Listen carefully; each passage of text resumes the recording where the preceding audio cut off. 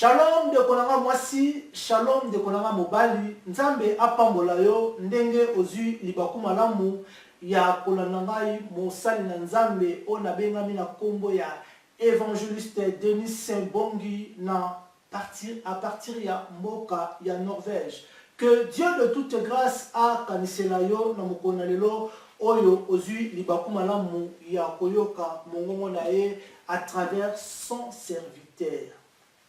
Bien-aimé, nalingi na epsakaka na rappeler que non, Jésus-Christ revient bientôt. Lelo tant batokaka Jésus-Christ revient, batu mingi bazwakaka comme ça dans un slogan. Donc c'est comme si que nous a maloba moko lobama nango mais ekokisaka nango te puisque bandi lelo te bandi na ba potre bandi na bato akala donc batu balobango trop bayo batu bayoka trop mais bamona befe nango te bamona eloko moko te bon bazomona ka bazokufa bazokende mais obamona que non événement mo bo Christ aye mutu mo atikali ko vivre nango te alors batu bakomi ko communiser quoi bakomona lokola comme si que nous avons pas moi slogan mo boy oza impact mon côté. Mais bien aimé, le Seigneur m'a mis à cœur pour nous rappeler que non, Jésus-Christ revient bientôt. Donc naebi que non oyo kingai naebi que non aussi oyo kingai natango zona nangai bisika ozali. Alors, sans plus tarder, dans le livre, on a kota na moi message n'ingenzamba tchenga cœur de façon que tu partager ngana na mukona lelo. Na olinga toza la Bible leso tanga na mukanda ya Hébreu. Hébreu chapitre 12 verset 14 oyo biso nyonso toyebi. Hébreu 12 verset 14, il est écrit ceci: recherchez la paix avec tous et la sanctification sans laquelle personne ne verra le Seigneur. Gloire soit rendue à Dieu. Ça, c'est la parole du Seigneur. Bien-aimé, le bananza maison de la mission que non, to luka kimia na batunyoso. Peto tambola na vie où ezali à sanctification. Sokite mutumoko komona kolote. Donc cela veut dire Yesu akoya ne bate ya kangana yo que non Yesu akoya akoya na mapata donc bato bakobonga mate bato bakomilengela te bakotikala penzi Yesu akoya kozoba oyo basi bibongami ba o batosaki maloba na ye ba o bazalaki vraiment kotambola na kimia na bandeko nyonso pe bamarchaki dans une vie de sanctification baona nde Yesu akoya kozoba bango pe bakenda bisika oyo ezali ya kimia yesengo ya seko na seko. Bien-aimé, verset où les hommes peut-être autant en cas likolo, mais aujourd'hui encore le Seigneur veut à séparer vraiment, à communiquer aussi selon comment quoi moutuya pour nous réveiller, pour te avoir conscience, pour te dire que non, bien-aimé, mon kilo est koleka, Yesu akoya, mutako saote que non, il obama trop, to eza longa ka slogan non, eza une parole où ezali vérité, puisque la parole de Dieu c'est ça la vérité. Il n'y a qu'une seule vérité qui est la parole de Dieu. Donc dans le Bible de texte c'est que nous Yesu akoya. Voilà pourquoi nous avons rappelé que non, Jésus-Christ revient bientôt. Est-ce que vous allez prêts? Ce qui est sous ton sous car nous sommes là, sort nous années, okukende to okutikala. Voilà la Bible est tout décortiqué message yonzamba pesiliso na mukanda Hébreu 14 à tozomona la Bible nous dit que nous rechercher la paix avec tous. Ce qui Bible est ils ont rechercher la paix avec tous, cela veut dire par rapport à la relation au tozana mona batuloko la biso. Par rapport à na bandeko na biso tozana mona kata lingomba, au tozana mona kata ba famille, autant na mona kata na ba quartier, autant na mona kata na ba mboka, autant na mona kata na ba communauté, on tozana na ba kati ya misala. Bandeko tozana mona ba contact à tout moment. Auto vivre na bango longo na kata na mokilo ya se. Bible ce texte ça biso noir et blanc que non, tout luka kozana kimia na batu nyoso. Luka linga quand même mutu moko boye yenda inayo yenda kanelo kanda mais yo na motema na yo ozala na kimia kozala kanda mutu te pe koyina mutu te. Voilà, ça c'est très important. C'est biloko to négligeant trop. Nayebi ke batu mingi le longtemps bazolo ba ke no tala mutu te la salanga mabe. Peut-être ba yebi so que no voilà eloko no zaki no valeur. Mutayiba ki zaki mutu te. Omoni pe que no mo ba trace ba preuve ali que non effectivement mutu wana mutu sala ke mabe ayiba ke loko no valeur. Pe e bebi sa o motema. Na motema na o inae olina kuta ta komona ete. Peut-être même ça que non voilà moi n'attends ma belle qui tout moi n'attend ma koufaki mutasala ke ma belle zala ki un tel tant si ba ko que non ndeko non nga belle ka mutosala ma belle za tel tant so ko no libala na yo ninge baby mutabe so libala na yo mutabombe no libala na yo eza telle personne bien aimé tous na ba raison belé o ko mona que non tant oyebisi mutu likambo na yo même si peut-être que non solo aux a la raison. Oui, bien aimé. Nous avons que non aux a la raison par rapport à ma bébé à tout ça là yo. Mais les mêmes sont que non raison wana. Aux a la raison pourquoi mon toit n'a pas que ma bébé. Et puis mon toit n'a le coup là il t'a salé comme ma bébé, cela veut dire il aime ta péché. Mais yo, ce qu'on va te dire kimia, au limisier, yo au tikali na yo, comment dire terminer ko le balo ko tikali na yo sembo na misu na nzambi. Mais soki yo qui information nengwana que mutu tel ozana pe na raison devant des personnes et devant Dieu, mais yo ba kisi lisusu ko ina na mutu wana, cela veut dire que non na yo pe okoti na kati na lisumu lokola ndeko wana mokolo yesu akoya akotraiter bino pareillement puisque yo posumuki puisque sokotisi rancune osokotisi koyina osokotisi mabe kati na ye par rapport ya mabe o basalaki yo nayebi ke non humainement parlant na bomoto bo esalaka pasi ntango moto asali yo mabe ekozala bapreuve ke non mpena ke moto asalaki nga mabe yeyo ke oza mpe na baraison batusu bazomokili mpe ezopesi yo raison wi nga mpe napesi yo raison mais sauf que no koyina moto wana te parce que ngolo nzambe atie kati na yo mutu moko te akokozwa yango soki ezali kaka le roi des rois te oyo atie kati na yo mayebake no nzambe na bolingo na aza soki atie grâce moko particulière epai na yo nzambe akokobotola yango te. Voilà pourquoi je t'annonce cette bonne nouvelle que la parole de Dieu nous recommande que non toyeba kovanda na batu malamu tozala na kimia. Ata mutu ayini o gloire à Dieu. Vome soka boyo okumisi kaka nzambe. Soki mutu ayini yo pambola loka nzambe puisque yene mutazo sumuka puisque yene mutu ayini yo. Mais la Bible nous dit etant que biso ba nzambe biso to luka kimia na batu nyonso. Soki mutu aboyo gloire à Dieu. Mais yo ko yina mutu na motema te soki pona mabe asala ki pona likambo ko songolo pona raison moko songolo. Puisque soki yo komi lisusu na kati na koyina na kati na ba jalousie na kati na makambo mabe na motema no tondisi à cause ya likambo moko bopu basalaki yo bien aimé eza lokola yo pokoti na même panier avec cette personne ou esalaki yo mabe.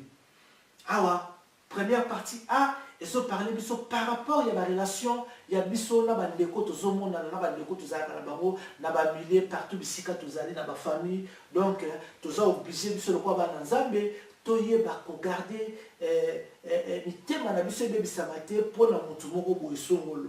Voilà pourquoi la Bible nous recommande que non tout le monde sous kimia na bien aimé nazo recommander on aza ko supplier na kombo na Yesu soki au bungisa ki kimia wana. Aujourd'hui encore le Seigneur m'a mandaté pour nous savoir que non local sous kimia c'est encore possible puisque nous avons besoin encore paiement aux sala que non au zala bon moi.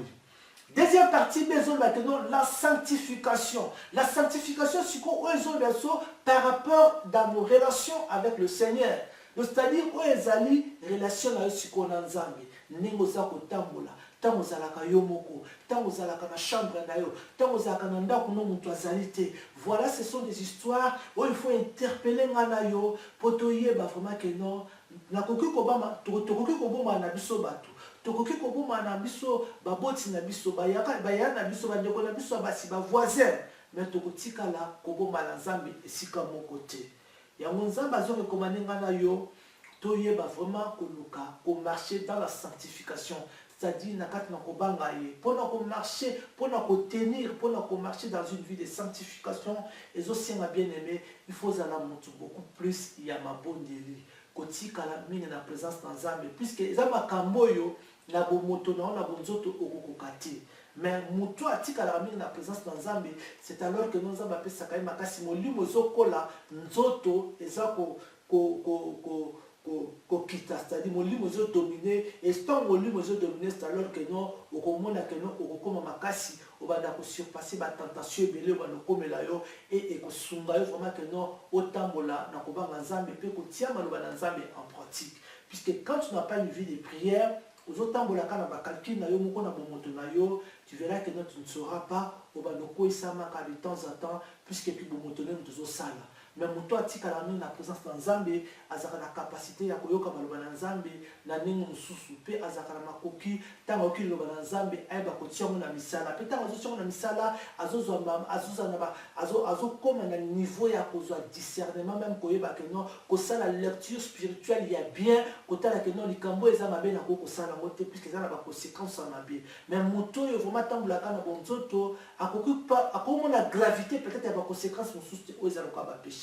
Voilà, il nous a recommandé vraiment que tu as beaucoup plus de présence en Zambie dans la prière et tu verras que non, vie n'a pas changé. Au moment que non, peut-être que non, ah, nous avons la vie à sanctification, nous avons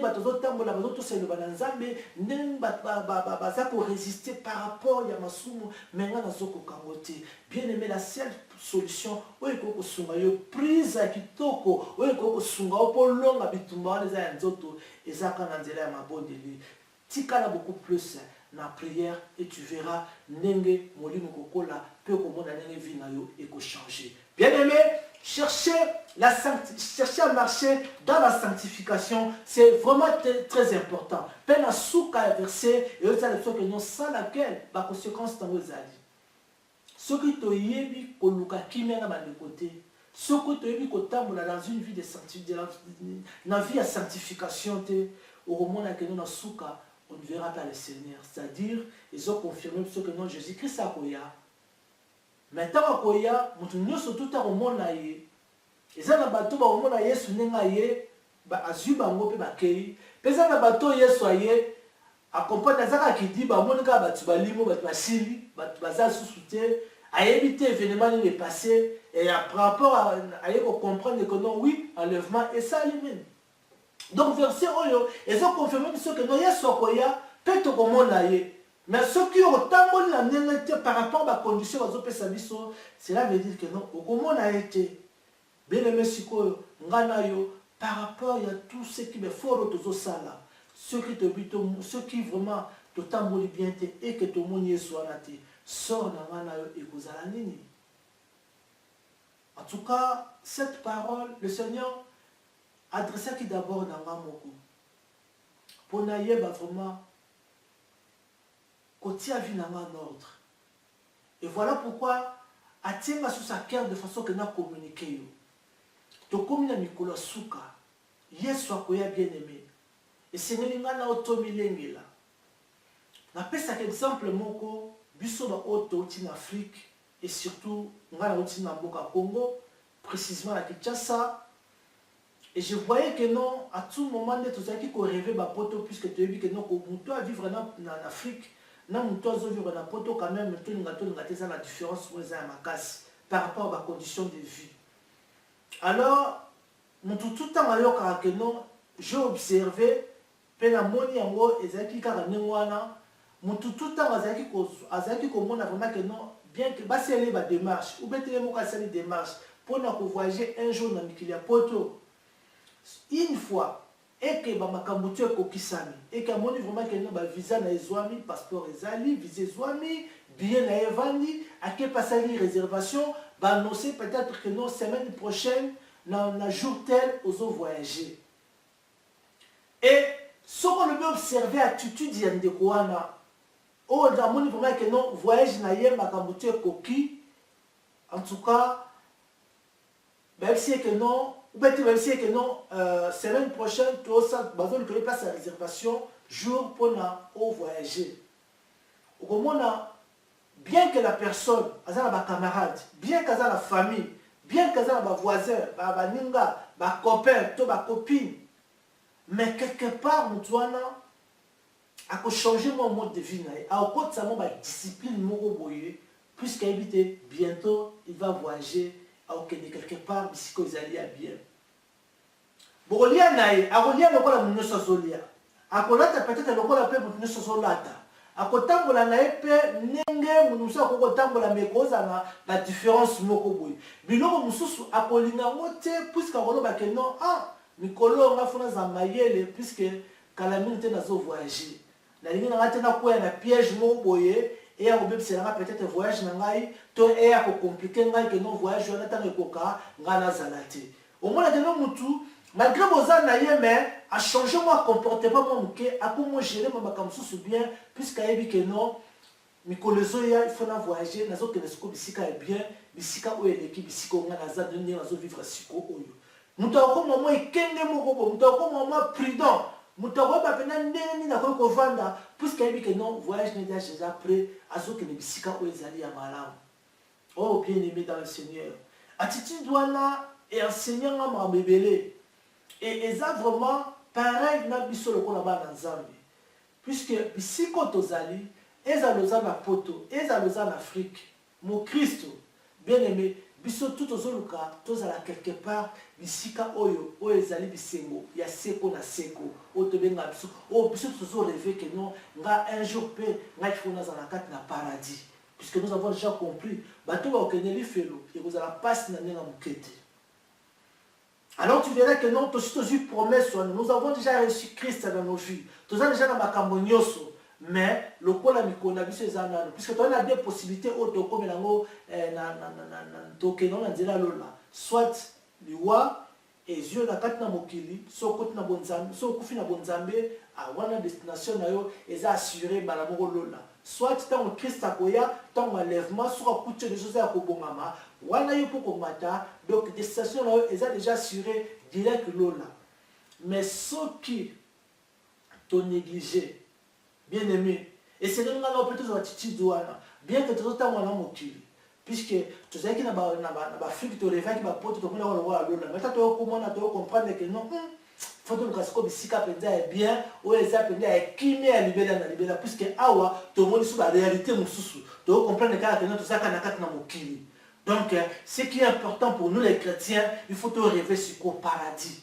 Et puis dans le paradis wana biso toza averti ça dit faut tambola na mo ekenge de façon que non kolukate na kwa na piège pona mutu moko boye oya ko la tela ilola nani na tena kwa na piège to se ya lingomba moko to ya mosali na nzambe moko boye ko de ko la tela lola ça dit to réfléchir encore plus pour tous aller kenge beaucoup plus to banen to ko tambola puisque nous savons que notre wana pèlerinage toujours les cas. Oh, ils ont beaucoup de gens qui ont terre, tous les cabines, tous ceux qui sont quelque part. Et puis, quelque part, tous ceux qui ont deux destinations. Bamsuba, qui ont bisika passi, na bisika, bamsuba, qui ont bisika, ils ont sembo. Voilà pourquoi yo nous connaissons moi dans Zambie. Oh, yamba Seigneur Jésus-Christ. Comme une colope mobile ici, ngana Seigneur Tomi Lenge la bien-aimée, puisque tu as dit que non, tous les gens dans ma surtout, il y a voyage d'action dans ma boko. Tous les gens dans ma boko, c'est-à-dire que non, tu es baden to komi Lenge la moi mikolo ototika na onakati ya mukili oyo. Bien que tu aies lié à la bâtiment surtout, tu aies tambour la bâtiment sous, tu aies sala nyonso, tu aies sala na bande coupé puisque tu as commis kanga pour que non te dans un sous contact na bâtiment puisque voyage na lola la comme paiement non, tu aies vivre le cas le bâtiment surtout mais biso siko les kenge na kotala ba makomi pour te jouer siko prudence. Le quoi bible c'est sûr que non ba condition on besoin de sabiso que tout le kakova na kimia na bato c'est-à-dire que non attends muto sala na benya ba nena koko gelango pour na batela kimia na ngai pour na batela paradis na ngai te donc cela veut dire que non ba pena ya koko tambo dans une vie de sanctification pour na na relation moko na communion moko parfaite avec le Seigneur de façon que non na bebisate pour tanga koya mona penza que non nazo mériter ya ko voyager ne longo na zana esika moko voilà au moins na fa o kana moko alelo que non nazo rappeler encore que non, Jésus-Christ revient bientôt. Et c'est Tomi Lengela. Bien-aimé, c'était ça au moins dans mon coussé, Oyo, Lilobanazambi. ezalaki kati na ngai mpo topartage na mokolo na lelo. Mpona kosukisa nazorapela encore verset yango na Hébreu 12 verset 14, comme il est écrit, recherchez la paix avec tous, na batu nyonso, et la sanctification sans laquelle personne ne verra le Seigneur. À bon entendeur, salut. Nzambe apambola yo.